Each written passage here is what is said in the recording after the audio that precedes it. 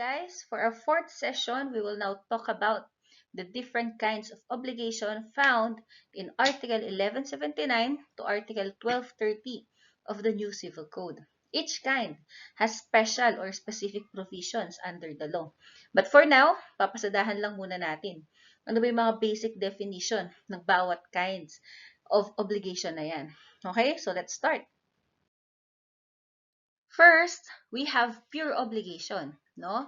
This is one free from any condition and there is no period of fulfillment. Thus, it is immediately demandable. Ibig sabihin, walang kahit anong kondisyon, walang pinag-uusapang due date, at immediately demandable o pwedeng singilin kahit kailan gustuhin ni creditor. Okay? So, example, nangutang ka sa kaklase mo. No, nangyayari yan. And sabi mo, uy, pautang naman ng 100 or any amount. Tapos wala kayong pinag-usapang kondisyon, hindi nyo rin napag-usapan kung kailan dapat bayaran ng utang. So, that is pure obligation. No, ibig sabihin, kapag ganun yung nangyari, pwedeng maningil sa'yo anytime si creditor. Nakaklase mo, no, kahit kailan niya maalala o kahit kailan niya maisipan. So, ganun lang kasimple. Walang kondisyon, walang period or due date, no, and thus, immediately demandable. Next naman ay conditional obligation. So ito, it is one where its fulfillment is upon the condition stipulated. So dito, conditional nga, no? So merong kondisyon. Anong klaseng kondisyon? So, for example, no, bibigyan kita ng 10,000. So nangako ako sa'yo na bibigyan kita ng 10,000 pesos kapag nakapasa ka sa board exam. So ang pagbibigay, no, yun yung pagbibigay ng 10,000 pesos, yun yung obligasyon. Okay? Ano naman yung kondisyon? Yung kapag nakapasa ka sa board exam. Okay? So, yung pagpasa sa board exam, no, ay future. No, ibig sabihin, sa hinaharap pa. And are uncertain. Hindi tayo sure kung makakapasa ka. Kaya nga sabi dyan, condition is a future and uncertain event which can draw the effectivity or extinguishment of an obligation. So, yun yung kondisyon. Mga event na future at uncertain, no? At doon nakabase yung obligasyon. Alright? So, there are two kinds of condition. No, una, suspensive condition. No, it is a condition which suspends rights and obligation, no, or the validity of the entire contract until a certain future event occurs.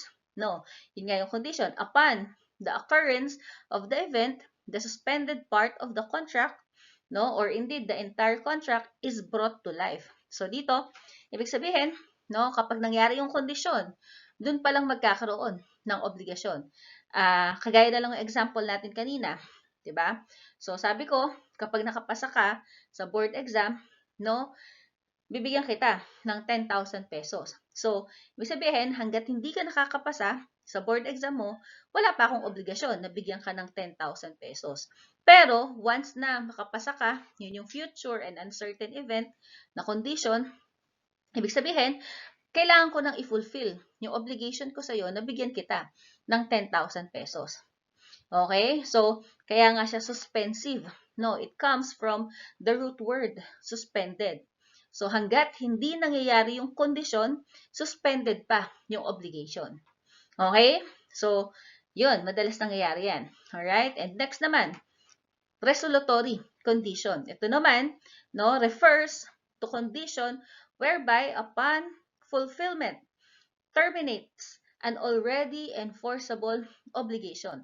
So, ito naman, kabaliktaran ng suspensive, no, condition. No, ito yung condition na nagte-terminate o pumapatay sa obligasyon. Okay, so example nitong resolutory condition ay scholarship. Okay, so sabi ko, bibigyan kita ng allowance, no, hanggat hindi bumababa ng 2 yung overall grade mo. Okay? So, baliktad nga. Nauna naman dito yung obligasyon. So, bago yung kondisyon. So, ano yung obligasyon? Pagbibigay ng allowance. Okay, yung kondisyon, hanggang hindi bumababa sa 2 yung overall grade mo. Okay, so meaning, kapag bumaba sa 2 yung overall grade mo, matatapos o matitigil na or mag-extinguish na yung obligation ko na bigyan ka ng allowance. Okay? So, baliktad siya.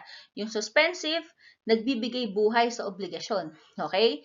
Yung resolutory naman, pumapatay, nag-extinguish sa obligasyon. Alright? So, those are the two kinds of condition.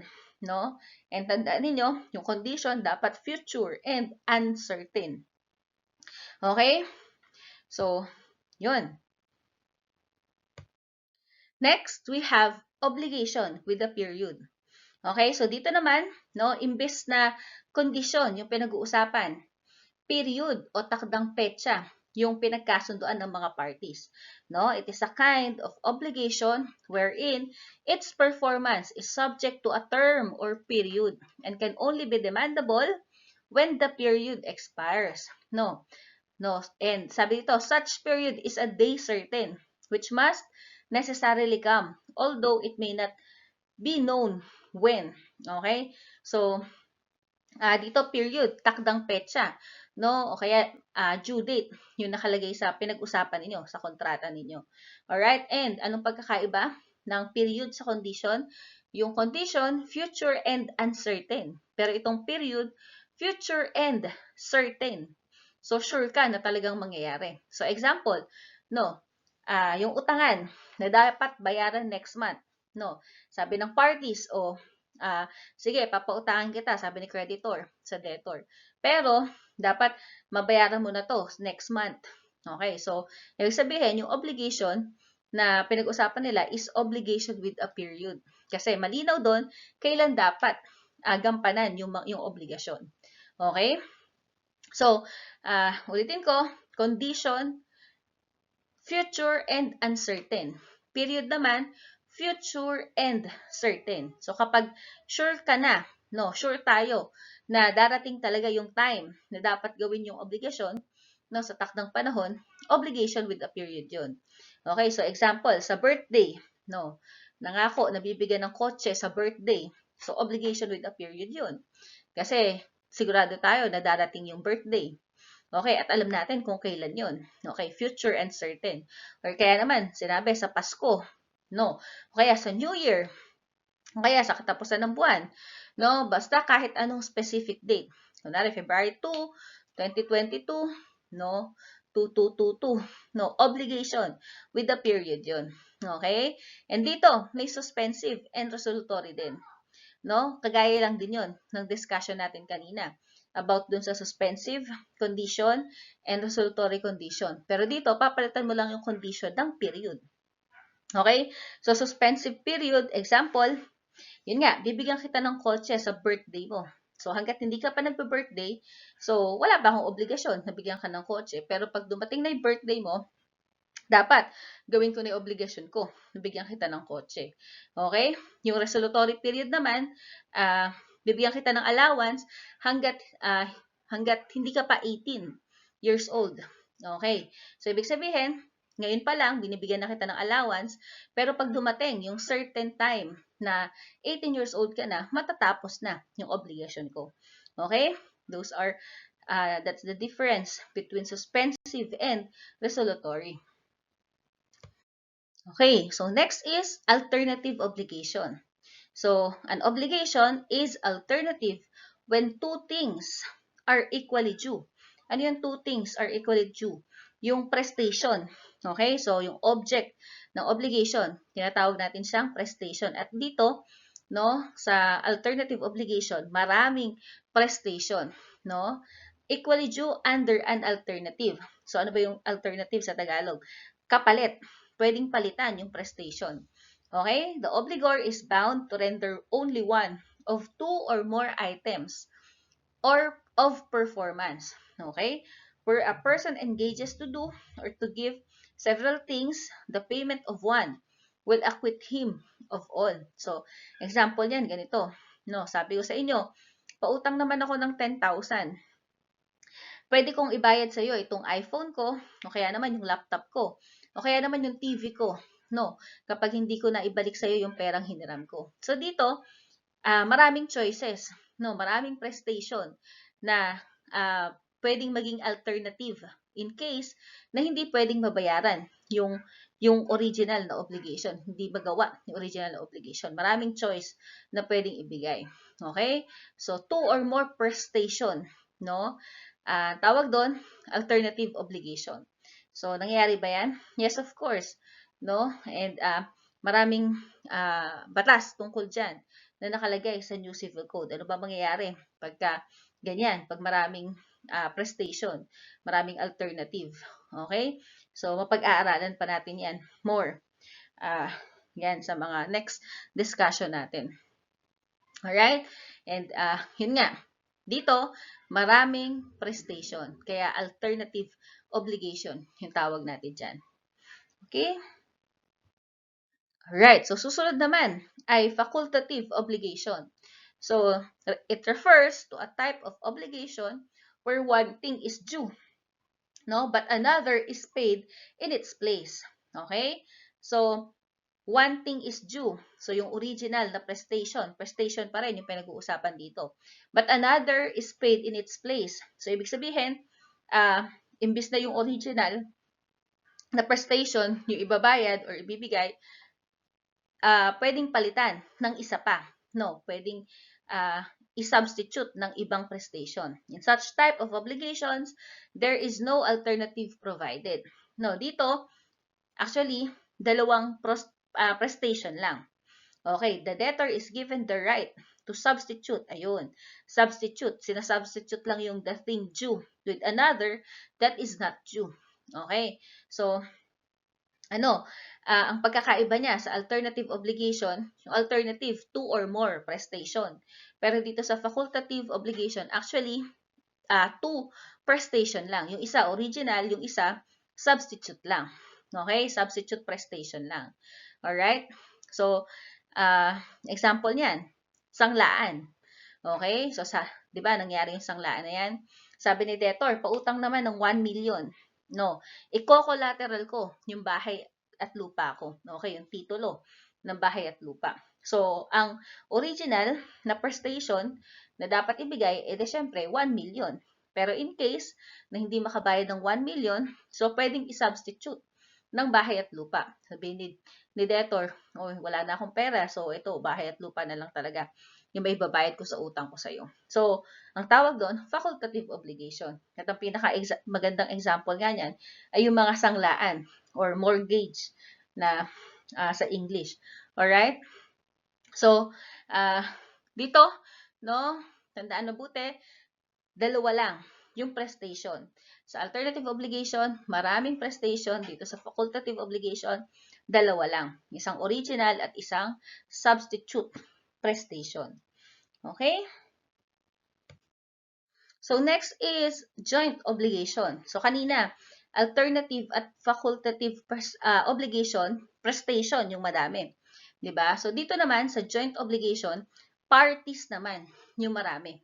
Okay? Joint obligation, where the whole obligation is to be paid or fulfilled proportionately by different debtors. Ayan, different debtors. And demanded proportionately by the different creditors.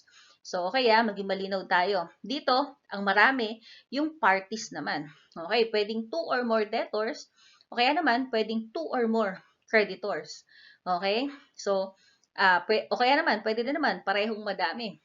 2 or more debtors, tsaka 2 or more creditors din. So, pwede yon. Basta marami yung parties, pwede siyang joint obligation. Pero dito, no, sa joint obligation, kaya siya sinabing joint, no, ibig sabihin, patas lang or pantay-pantay lang yung obligasyon ng bawat parties.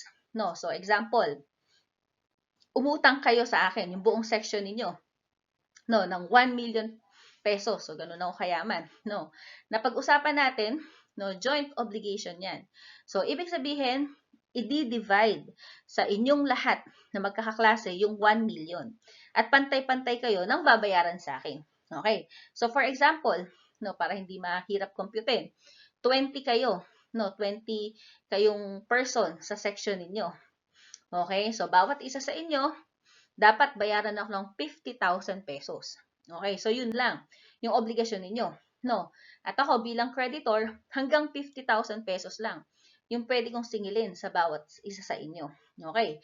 So dito, sa buong obligasyon, hati-hati lang kayo or pantay-pantay lang sa obligasyon at karapatan. So ito yung sinasabi nga dito, fulfilled proportionately, demanded proportionately. So talagang fair para sa mga ano to, sa mga parties. Okay? So kasi pantay-pantay lang.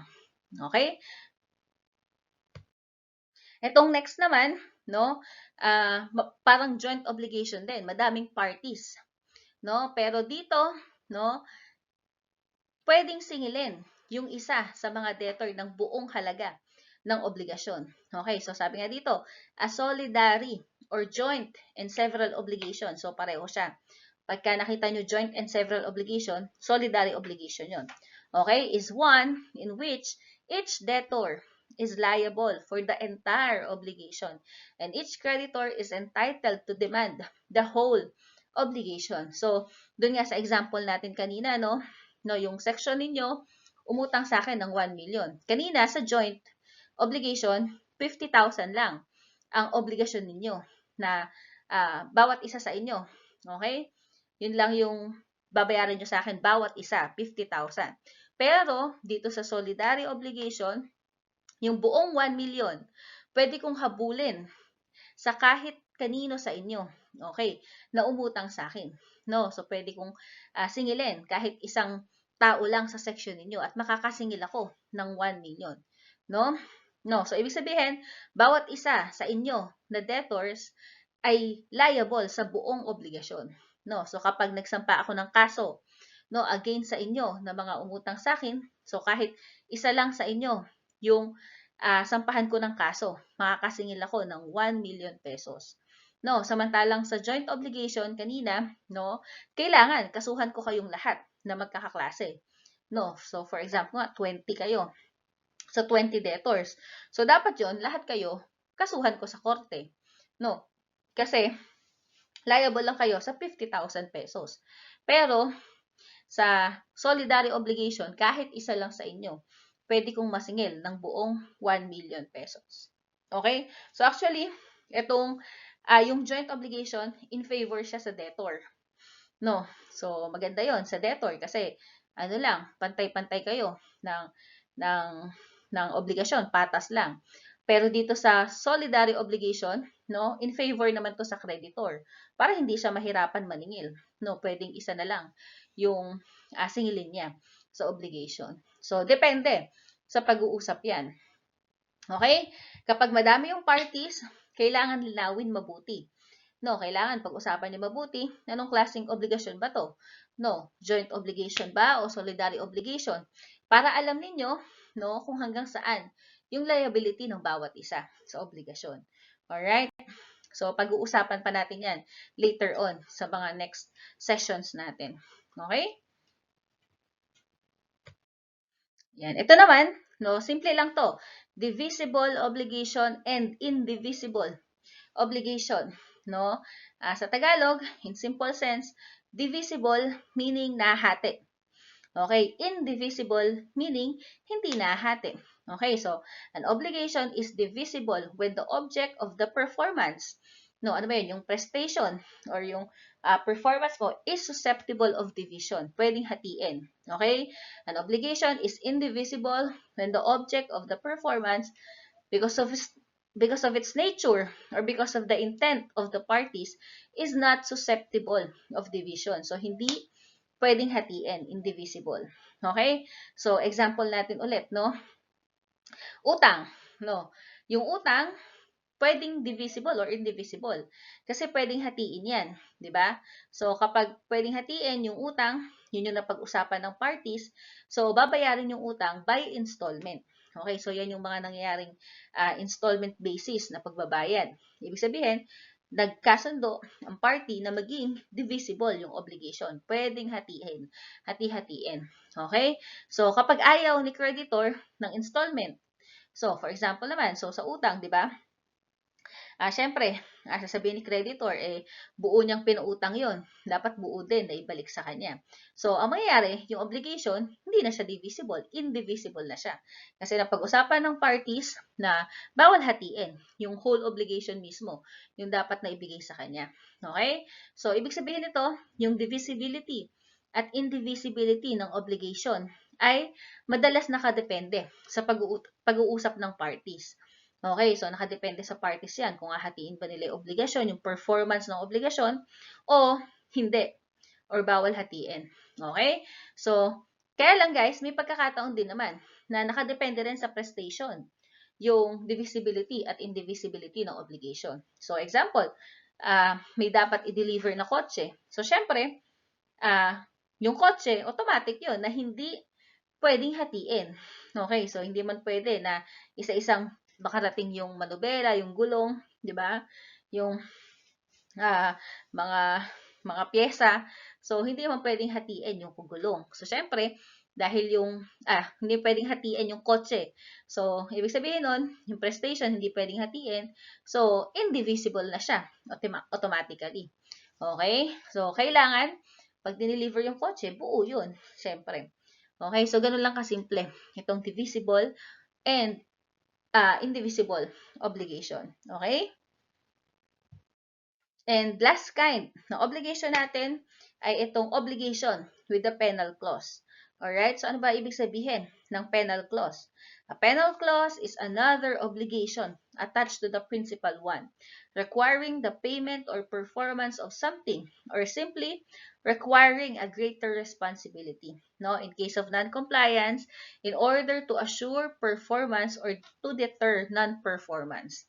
Okay? So sa Tagalog, penal clause, no, ito yung talata or section sa obligasyon na nagsasabi ano ba yung magiging kaparusahan, no, in case na magkaroon ng paglabag sa usapan o pag hindi nakatupad sa obligasyon, no, na pinag-usapan ng mga parties.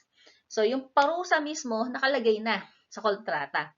Okay, so pwede yun. At ang tawag doon, obligation with the penal clause. Okay, so para mas malinaw, example ulit. So, example, utang ulit. No, nakalagay sa kontrata ng utangan, no, magkano ba yung magiging interest na tutubo kapag hindi nakabayad on time si debtor. No, obligation with the penal clause yun. Kasi nakalagay na mismo sa kontrata ng utang kung magkano yung interest. Yung interest, yun yung magiging parang penalty. Alright? So, ginagawa natin yan to ensure the performance of the obligation. Para sigurado tayo na talagang gagawin yung obligasyon. No? And actually, no, kung ang obligasyon ay with penal clause, kapag obligation with the penal clause yung usapan ng parties, actually, hindi na mahihirapan yung court na kung ano ba yung magiging parusa sa lumabag sa kasunduan. No? Kasi, yun na din mismo, actually, yung gagamitin or pwedeng i-apply ng korte. No? Basta, makatarungan at katanggap-tanggap naman yung parusa na nasa kontrata. Okay? So, yun. Ginagamit natin to para mas sigurado tayo na hindi tayo lolokohin o tatakbuhan ng mga kakontrata natin. So, pwede yun. Alright? Obligation with the penal clause. Okay? So, those are the different kinds of obligation na makikita natin sa New Civil Code, ha? Pure obligation, conditional obligation, obligation with the period, alternative obligation, facultative obligation, joint obligation, solidary obligation, divisible obligation, indivisible obligation, at panghuli, itong obligation with the penal clause. Okay? And sabi ko nga kanina, lahat yan may specific provisions sa batas na dapat pag-aralan din natin mabuti. Alright? Sa mga next session natin. Okay? So that's it. Tapos na tayo sa ating 4th session.